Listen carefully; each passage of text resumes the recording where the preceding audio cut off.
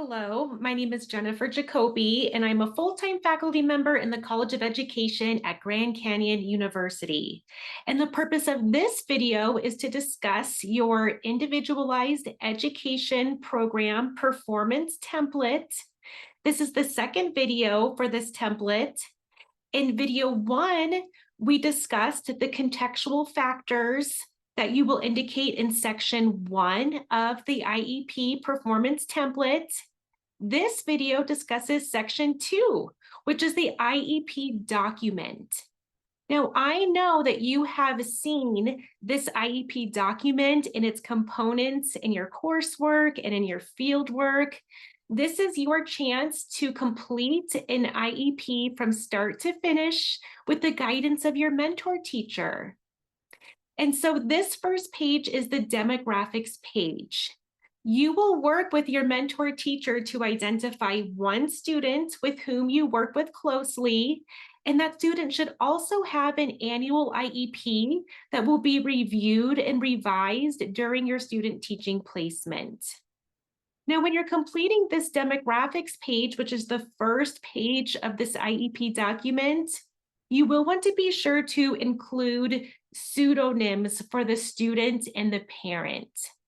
We want to make sure that we're never offering any identifiable information about your student, and that you're keeping all of the information related to their real name, their address, their phone number private. And so a pseudonym will be used on this demographic page and throughout the document. Some students and teachers use pseudonyms that include initials.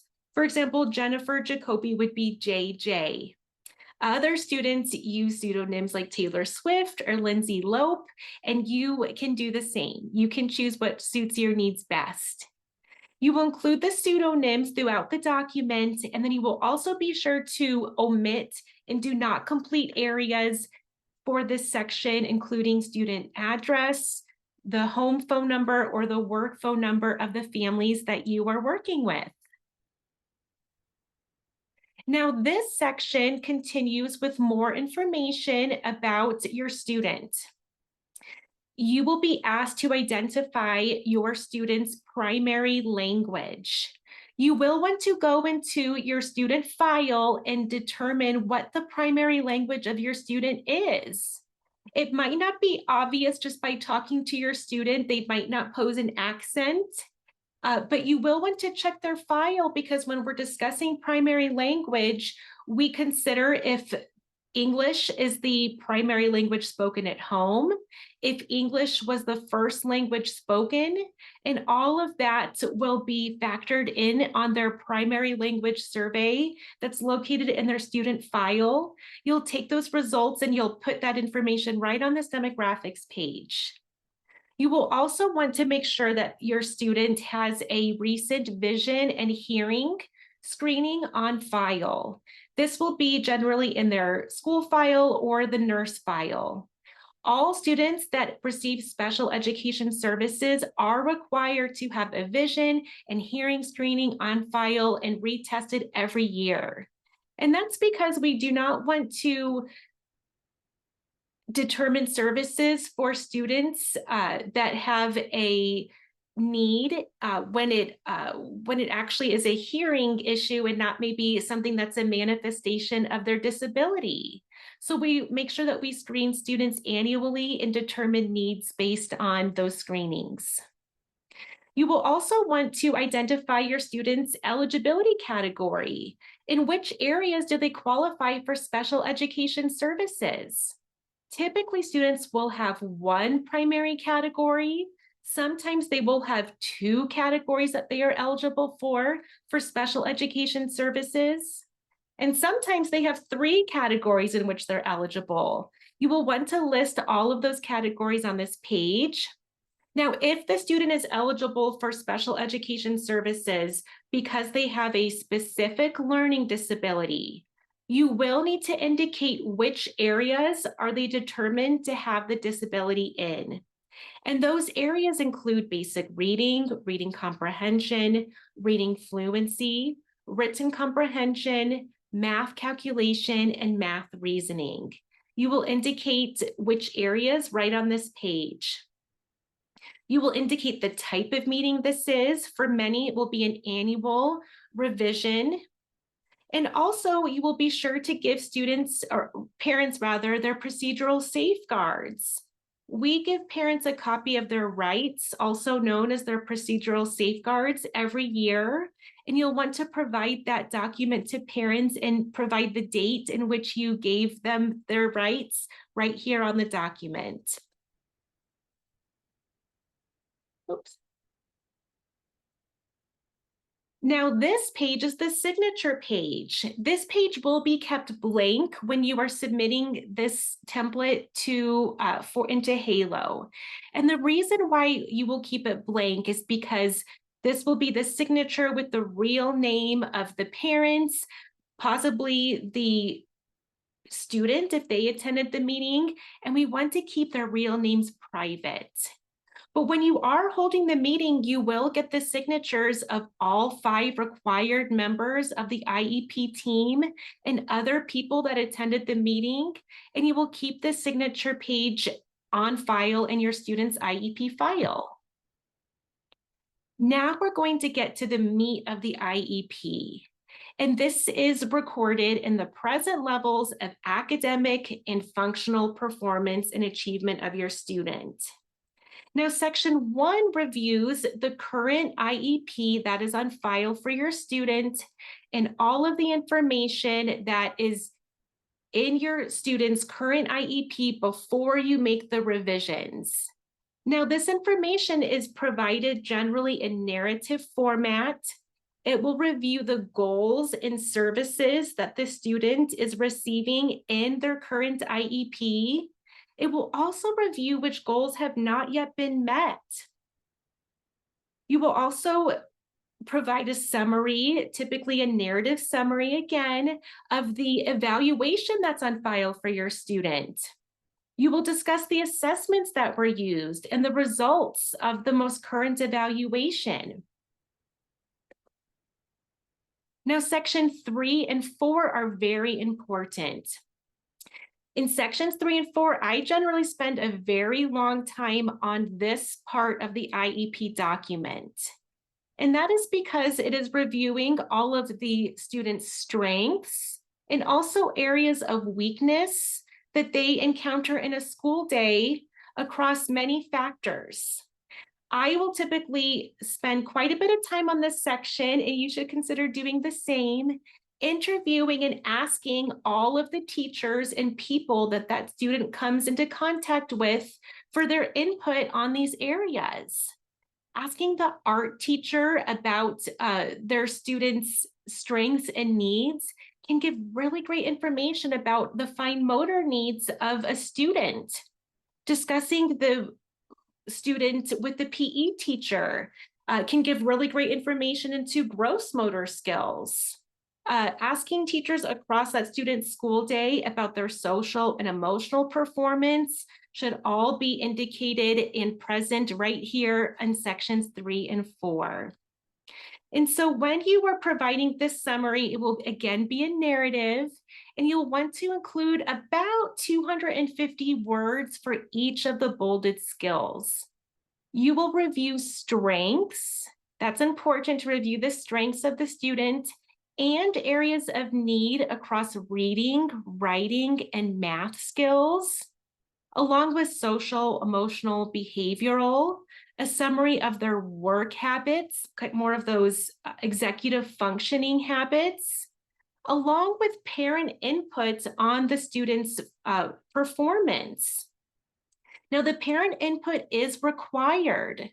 When you're including parent input, you can consider calling the parent before the meeting or recording their input about their child's performance, what they shared during the actual IEP meeting. This can be very crucial for making decisions as an IEP team. If a parent indicates that their child is up till midnight working on homework, that's important for the IEP team to consider when identifying accommodations and modifications for their student.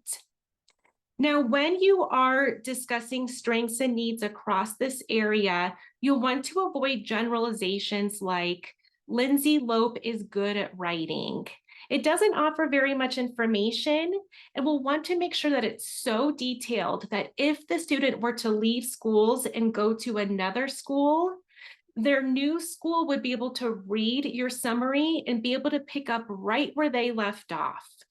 And so an example of a sentence that would provide accurate details is Lindsay Lope can write a topic sentence, 2 supporting details independently.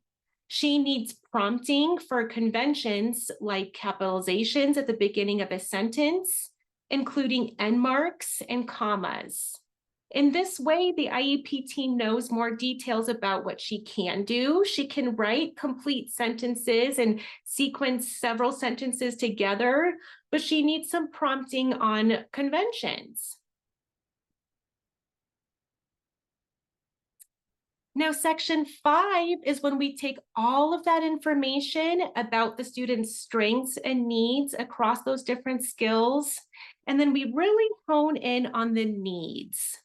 The purpose of an IEP is to support a student based on their needs across their school day. And so you'll want to go through and identify all of the needs that were addressed in section 4 and 5, and you're going to list them narrative style here in section 5. You also have a checkbox of skills that you will go through. It's located here in purple. I have a snapshot of it here. It's going to ask you questions about if there's a transition plan on file for a student included in the IEP. That's typically included for students who are 16 years and older. It will ask you questions if there is a behavioral plan included in the IEP or a statement of language needs. You will go through this checklist with your mentor teacher and identify areas of need that are included in this IEP document. Now that we have areas of need identified for the student, we will want to include goals for the student to get better at these skills. Now, some students that I have written IEPs for have one goal. Some students I have 17 goals. Both are okay. You will want to work with your mentor teacher to decide how many and what goals are important for your student to work on during this IEP year. You will identify a standard across reading, writing, and math standards, considering occupational therapy, physical therapy, communication skills, and develop goals in those areas. You can use a variety of resources to write these goals. I know you have worked on goal writing in your coursework. You can review what constitutes an accurate goal on parentcenterhub.org. You can also consider using tools like Magic School AI has a goal writing feature in order to write goals that are achievable for your student and measurable. Now, for areas of need where your student needs to access the general education curriculum in order to bridge that access, the IEP team can consider accommodations and modifications for the student to use throughout their school day. You will identify the accommodations and modifications the student needs, along with the type of accommodation or modification it is. And what we mean by type is the accommodation used for assessments only? Would the accommodation be used for both in-class assignments and assessments? And also the location in which that student will be using the accommodation or modification. Now, this section is called Extended School Year Services, or ESY. Special education teachers take data after breaks on our students. We take data after 3-day weekends, after winter break, after spring break. And what we're looking for is we want to make sure that students maintained their skills of the goals that they're working on after a break. If students are showing that they have regressed in their skills following a break, and they take a significant amount of time to recoup the skill, the team can consider extended school year services, which means that they would be provided with special education services during breaks. On this assessment page of the IEP document, you will want to go into the student's file and ask your mentor teacher on how they scored on their most recent state assessments across reading, writing, math, and science skills. And also, if your district offers district-wide assessments, which many do, you will want to report how they scored across those assessments as well. You will also report what types of universal or special accommodations they may have used when completing these assessments. Now that we have goals in place for our student, the school is responsible to provide a service during the child's school day so that the student can master the goal that we have planned for them. And so you will work with your mentor teacher to identify the specialized instruction that student will receive from a special education teacher, possibly an occupational therapist, a speech pathologist, a school counselor, any type of para-educator support they will receive. You will discuss the minutes that they obtain this support throughout their weeks. You will also report who provides the services and the start and end date of these services, along with the location of where the service will take place. Now, we know with the least restrictive environment that the student needs to be in the least restrictive environment, which is generally included with their non-disabled peers to the maximum extent appropriate. And so you will report below this grid, this matrix here, your rationale for the least restrictive environment. How often is the student with their non-disabled peers? And when does the student need to leave their non-disabled peers in order to receive these services? There must be an adequate and sufficient rationale as to why they can't learn this skill in their general education class. Why did they need to be pulled from their general education class to be in a different environment that is not around their non-disabled peers? You will have to provide a rationale. Oftentimes, a rationale might be that the student can be easily distracted, and so they need a private, separate, quieter environment in order to learn these skills. Now that is the end of section 2, which is your IEP document. Reach out to your mentor teacher, your coursework instructor if you have any questions. And then the third video, after this video, I will discuss section 3, which is the last section,